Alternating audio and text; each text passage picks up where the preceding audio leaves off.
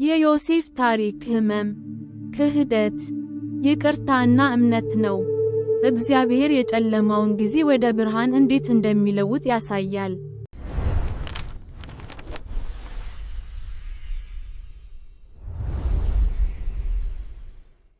ከረጅም ጊዜ በፊት በጥንቷ የከነዓን ምድር ዮሴፍ የያዕቆብ 11ኛው ልጅ ነበር። ወጣት፣ ብሩህና ደግነት የተሞላ። አባቱ በጥልቅ ይወደው ነበር እናም በእሱ ውስጥ ልዩ የሆነ የተለየ ነገር አይቷል።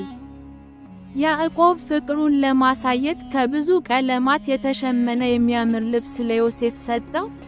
ይህ ስጦታ ከሌላው የተለየ ነው። ነገር ግን ፍቅር ቅናት ሊያነሳሳ ይችላል እና ወንድሞቹ በመራራ ልባቸው ይመለከቱ ነበር።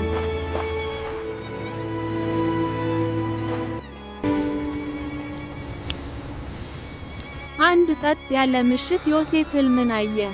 በውስጡም የእህል እሽጎች ለራሱ ጥቅል ሲሰግዱ አየ። በሌላ ሌሊት ፀሐይ፣ ጨረቃና 11 ከዋክብት በፊቱ ሰገድ። እነዚህ ተራ ሕልሞች አልነበሩም። እነሱ ከሰማይ ሹክሹክታ፣ የወደፊት ምልክቶች ነበሩ። ወንድሞቹ ግን ኩራትን ብቻ ነው ያዩት እና ቅናት በልባቸው ውስጥ ስር ሰድዷል። ከቀናት በኋላ ያዕቆብ በሜዳ ያሉትን ወንድሞቹን እንዲያጣራ ዮሴፍን ላከው። የሚያብረቀርቅ ልብሱን ለብሶ ሲመጣ ባዩት ጊዜ በቁጣ ተቃጠሉ። እነሆ ሕልም አላሚው መጣ ብለው ሹክ አሉ። ልብሱን ቀድደው ወደ ደረቅ ጉድጓድ ጣሉት። ከዚያም መንገደኞች ሲያልፉ አይተው ዮሴፍን በ20 ብር ሸጡት። ልብሱንም በፍየል ደም ነክረው ወደ አባታቸው ወሰዱት። ያዕቆብ የሚወደው ልጁ መሞቱን በማመን ምርር ብሎ አለቀሰ።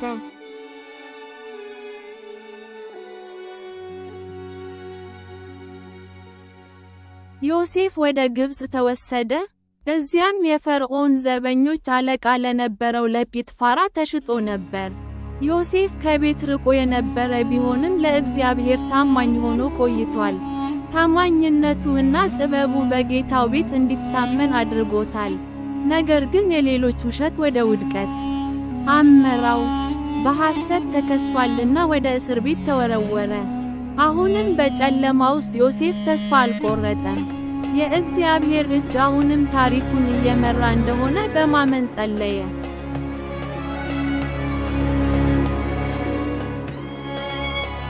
አንድ ቀን ሌሊት የግብጽ ገዢ ፈርዖን የሚያሳዝኑ ሕልሞችን አየ። ከጥበበኞቹ መካከል አንዳቸውም ሕልሞችን ሊፈቱለት አልቻለም። ከዚያም ፈርዖን በታላቅ ጥበብ ስለ አንድ ዕብራዊ እስረኛ ሰማ፣ ዮሴፍን ወደ ፈርዖን ቀረበ። በትህትና ቆሞ ዮሴፍ ሕልሙ 7 ዓመታት ጥጋብ እንደሚመጣና 7 ዓመታት ደግሞ ረሃብ እንደሚመጣ ገልጿል። ፈርዖንን እንዲዘጋጅ እህል እንዲያከማችና ምድሪቱን እንዲጠብቅ መከረው። ፈርዖን በዮሴፍ ጥበብ ተገርሞ እንዲህ አለ፣ የእግዚአብሔር መንፈስ ያደረበትን እንደዚህ ያለ ሰው እናገኛለን። ስለዚህም ዮሴፍ በግብጽ ላይ ከፈርዖን ጋር ከእስረኛ ወደ መሪ፣ የእግዚአብሔር እቅድ ተፈጸመ። ዓመታት አለፉ እና ሁሉም ነገር በትክክል እግዚአብሔር እንደገለጸ ሆነ። ግብጽ በ7 ዓመታት የተትረፈረፈ ሀብት አገኘች። እርሻውን በእህል ሞልቶ ሞላ። ዮሴፍን በየከተማው እህል አከማቸ። ከዚያም ረሃቡ መጣ። በየሀገራቱ ሁሉ ረሃብ እንደ እሳት በደረቅ ሳር ተስፋፋ። በግብጽ ግን ምግብ ነበር፣ ምክንያቱም ዮሴፍ እግዚአብሔርን ሰምቶ ነበር። ከሩቅ በከነዓን የዮሴፍ ቤተሰብም ተሰቃየ።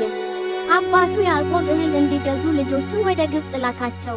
ወንድማቸው ዮሴፍ መሆኑን ሳያውቁ ደርሰው ለግብጽ ገዢ ሰገድ። ዮሴፍ ወዲያውኑ አወቃቸው፣ ግን አላወቁትም። ዮሴፍ ልባቸውን ፈተነ። ለውጣቸውንም ሲያይ ራሱን ገለጠ። ይቅር ሲላቸው እንባው ሞላው።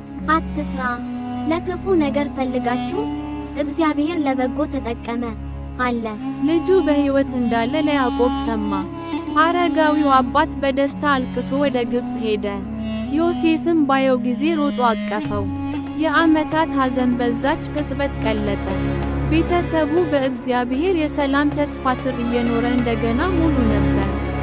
በእያንዳንዱ ፈተና፣ ጉድጓድ፣ እስር ቤትና ቤተ መንግሥት የዮሴፍ እምነት ፈጽሞ አልተሰበረም። እግዚአብሔር ሕመሙን ወደ ዓላማ ለወጠው። ዮሴፍ አሕዛብን ከረሃብ ያዳነ፣ ምንም አይነት መከራ በእግዚአብሔር እጅ እንደማይጠፋ ያረጋገጠ ሰው ሆነ።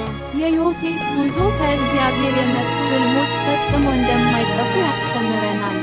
ምንም እንኳን ክህደት ሲፈጸም፣ ሲረሳ ወይም ብቻውን፣ እግዚአብሔር ከትዕይንቱ በስተጀርባ እየሰራ ነው። ስለዚህ ዛሬ የሚያጋጥሙ ምንም ይሁን ምን ዮሴፍን አስታውስ። እግዚአብሔር ታሪክንም እየጻፈ ነውና በእምነት ያዝ።